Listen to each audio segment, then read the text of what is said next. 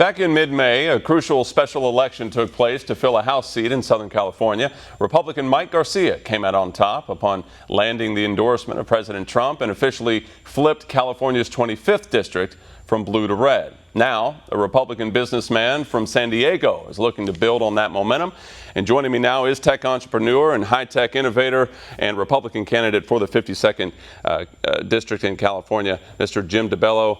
Jim, thanks for being here. Nice to be here. Thank you, Patrick. Well, okay, you grew up in and around the San Diego region. This is, of course, being the district that you want to represent. Before we get into what you feel the people of the 52nd need the most, I want you to tell me why you're running now. Why 2020?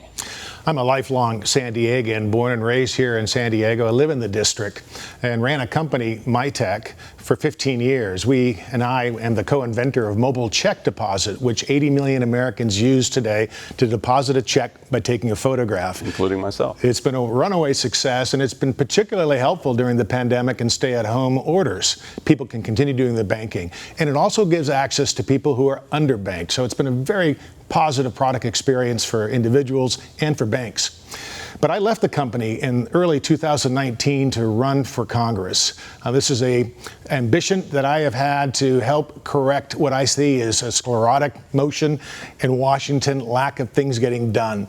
And I think Congress has lost touch with the people, and our people have lost a voice. So I'm going to step up as a technology entrepreneur, one with experience in China, and my hope is to unseat Scott Peters, the current incumbent, who over the last 8 years hasn't passed a single bill, despite taxpayers paying over $1 million in salary. Okay, more on Scott Peters. You're fighting for his seat. He's a Democrat, of course.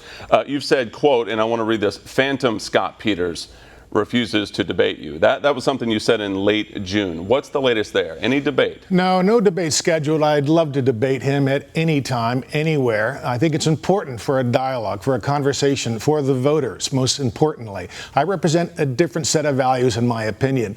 My values are based on hard work, individual responsibility, and growth. I have been a business person. Scott has been a professional career politician. He's never signed the front of a check, and I have the paycheck. I only signed the back of a check. So I have a different perspective. Secondly, I think we face great international challenges, particularly with China. They are a partner. There's a lot of interdependencies with China, but nonetheless, we can't be blind to the threat that they propose. In fact, today we have 3 aircraft battle carrier groups in the South China Sea through exercises, one of which the Theodore Roosevelt's based in San Diego in my district. Right. So I'm very concerned about China. I'm very concerned about economic redevelopment. I'm very concerned about funding our police, supporting our law enforcement.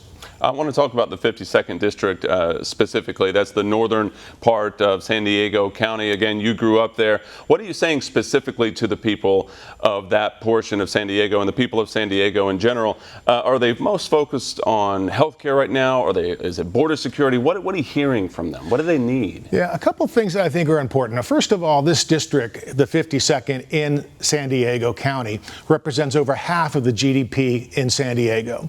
It includes some of our leading global biotech companies, life sciences, and telecommunications, including Qualcomm based here. It also is the principal home port to the Pacific Fleet. So we have a big veteran and Navy personnel, U.S. Marines, Coast Guard. So it's an important district in the sense of economic development and creativity. It's a big ideas district. And what we lack are big ideas in Washington, and that's why I use the moniker Phantom.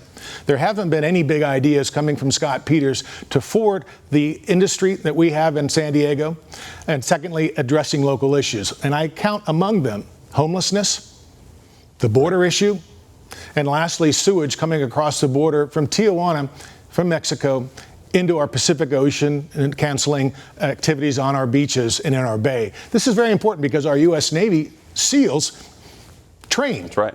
And they are prevented from training often, and our economy is damaged by that. So we need to address local issues by getting on the soapbox. If I may just add, Scott Peters was an EPA lawyer when he began. You would think a guy, the first day in office 8 years ago, would have stood on the soapbox and then have been touting, how do we correct the sewage problem from Tijuana, a binational effort? And unfortunately, nothing has been done. Only recently, because of USMCA, has there been an allocation of funds. It's inadequate, according to a 60-minute story just recently. All right. And Jim, I want to switch to some news of the day. According to Johns Hopkins, California did hit a record number of new COVID cases. Yesterday, there are now 8,000 hospitalizations, according to that report. Sacramento County has been a focus. Los Angeles County has been a focus. San Diego County has not been in the headlines very much when you think about what you're seeing with regards to the major problems in the state of California. So I want to look at the impact on small businesses, though. Whether San Diego County is a hotspot or not, the people who are being affected, the small business owners, what do you say to them? How do you get them back on their feet? We need to get them back to work. There's 30% unemployment in the hospitality, operations, and transportation industries, the HOT industries. In tech, which is a big part of our economy, only 2 to 3%. So there's a big disparity that way, but it's devastated to people who have the jobs, number one. Number two, AB 5 in California has devastated the gig economy. Those are the independent workers who have flexible hours because of their own personal aspirations or schedule. We have to reverse AB 5 and can't let that cancer spread to Washington. There is a bill in Congress, HR 2474, again supported by my opponent, which takes that California law, which is a mistake, and tries to take it national. Right. So I believe it's important that we get our teams back to work, our small businesses. I lived in China during SARS in 2003. In fact, I ran a company there. I was the first to know about it among my company employees, all of whom were Chinese, because the U.S. consulate informed us. It wasn't until 6 months later that China actually informed their own people. And when WHO came over to inspect hospitals, the Chinese would actually take those patients out of the hospital, put them in an ambulance, and drive them around town and saying, hey, there's not a problem. Well, it is a problem. It's a problem now, and we need to be cautious, but nonetheless, we can't kill our economy without having our small businesses get back to work. Well, Jim, you've said that immigration is America's reboot button. Yeah. Are you squaring that with President Trump's agenda, or is this a new direction coming from the San Diego point of view? You know, my grandparents were immigrants. Both my mother and father are World War II veterans. They served their country through the GI Bill, were the first to go to college, and I'm the beneficiary of that. And they gave back to the community and instilled those values into me and my brothers. So I'm very positive about immigration legally. I'm very positive about H-1B visas. We need that to reboot and to help grow our technology industries. We're talking scientific staff, which are difficult to recruit. Those jobs, there is a very low unemployment rate, and we need to supplement our companies. So I look at immigration as very key.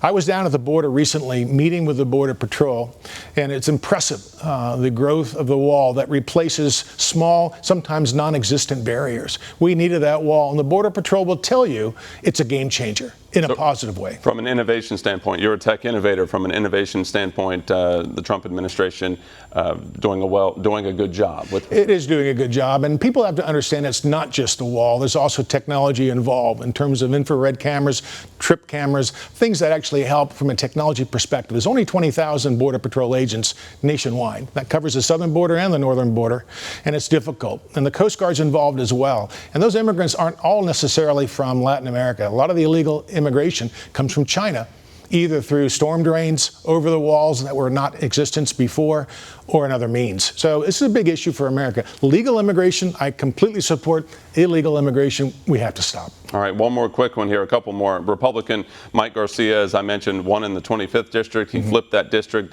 blue to red. Your thoughts on President Trump? Of course, he endorsed Garcia.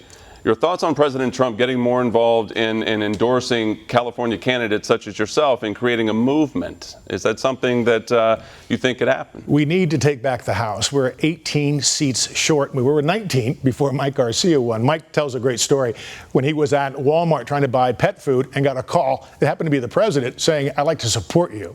He said, I was in the middle of Walmart buying pet food, and here I go. He said it was the greatest call of his life. We need Donald Trump's support to win back the House. We need our local congressmen to jump in also that are Republican to help us win back. We need the support. All right. We can win here in California. We can flip the House. We need to do that. Tell our viewers how you're drawing up support. What are you doing to get people involved? We've got your website up on the screen here. Tell them. Well, I'm a first-time candidate. This is new for me. I'm a businessman. I'm a tech entrepreneur. This is a grassroots effort. Building name ID is something that's important for me, and I need help. DeBelloCongress.com is my website. I'd encourage everyone, if they like my message, to donate to DeBelloCongress.com to help me build what I need to get my name out and to win this seat. Very critical. But I do believe in strong principles of America. I love this country, and we can bring it back to sanity. Right now, it's a very difficult time, but I think we will right ourselves. Law and order is important, and justice is important. They're not exclusive. They're not partisan. Let's do it together. One quick message to Scott Peters, your opponent in November. Well, Scott, it's time to come out of the basement. Let's debate. Let's let the people make the decision. 8 years, 0 bills. That's not leadership to me. That's not big ideas. We need big ideas for the 52nd District. I'm willing to take on that opportunity and that challenge. All right, Jim DeBello, Republican candidate for the 52nd District in Southern California and San Diego County. We appreciate you being here. Thank you, Patrick. Want to see more videos like this? Click on the link below and subscribe to One America News on YouTube, and call your cable provider and kindly demand that One America News is added to your lineup. Call and subscribe today.